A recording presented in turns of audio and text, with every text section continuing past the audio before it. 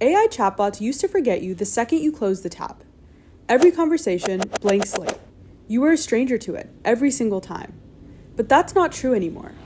Right now, there's a decent chance something you said in a completely different conversation weeks ago about something completely unrelated is quietly sitting in the background, shaping how it responds to you today. And here's the part that actually matters.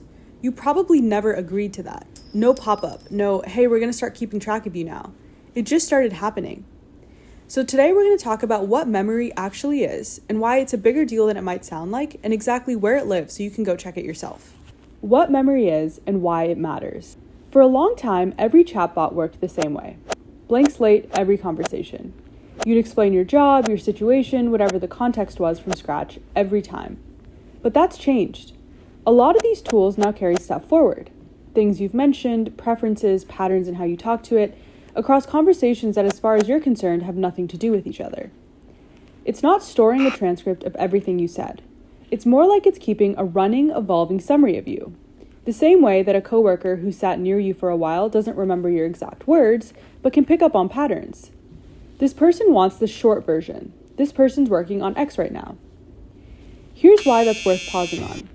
Nobody had to opt into this the way you'd opt into, say, sharing your location. Most of these tools turned it on by default, which means there's a decent chance it's already keeping track of you right now and you've never actually looked. Here's the actual issue. You're not in the loop on what it updates.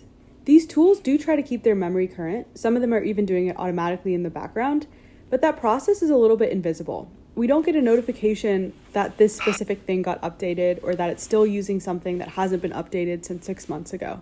So for casual stuff, it's totally fine, but the more that you use these tools for things that actually matter, the more that invisible process is worth at least one check. Where it actually lives and how to check it. Okay, let's make this concrete because go check your settings is useless if I don't tell you where. If you use ChatGPT, go to settings, then personalization, then memory. You'll see two things. A list of the specific things it's saved about you, which you can read and delete one by one, and a separate toggle for whether it references your broader chat history. You can turn either one off without touching the other. If you use Claude, go to settings, then capabilities, then memory. There's a view and edit memory option that shows you everything in plain language. You can pause it, stop new memories, and keep what's there, or reset it completely, which wipes it for... If you use Gemini, it's under personal intelligence and settings, or you can go straight to gemini.google.com/savedinfo. Worth knowing that it also pulls from your Gemini app's activity, so there are technically two places feeding it rather than just one. Menu names shift every few months, so by the time you're watching this, a label might have moved, but the concept holds no matter which tool you're in. There is a page somewhere in settings that shows you what it's decided about you. So I would recommend go take a look, at least once. Projects and why they're actually different. Now there's a second thing worth knowing about because it solves a real problem with all of the above. Regular memory is global. It's one blended impression of you that shows up everywhere in every conversation, whether it's relevant or not. Projects, ChatGPT calls them projects, Claude calls them projects, Gemini calls them gems, work a little bit differently. Each one keeps its own separate pocket of context, cut off from your general memory and from every other project. A project that you set up for, say, a specific work situation doesn't bleed into a project for something totally unrelated, and it doesn't touch your regular chat memory either. That's actually the more deliberate version of everything we just talked about. Instead of one impression of you accumulating in the background without your input, you're choosing exactly what context goes where and keeping it contained on purpose.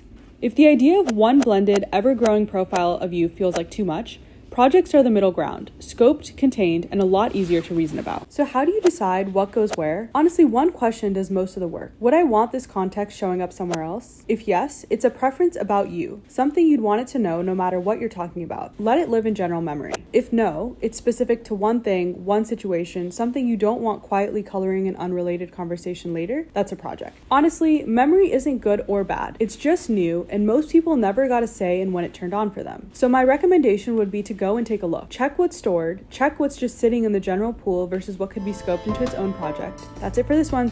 If you found this video helpful, please like, comment, and subscribe, and I'll see you next time.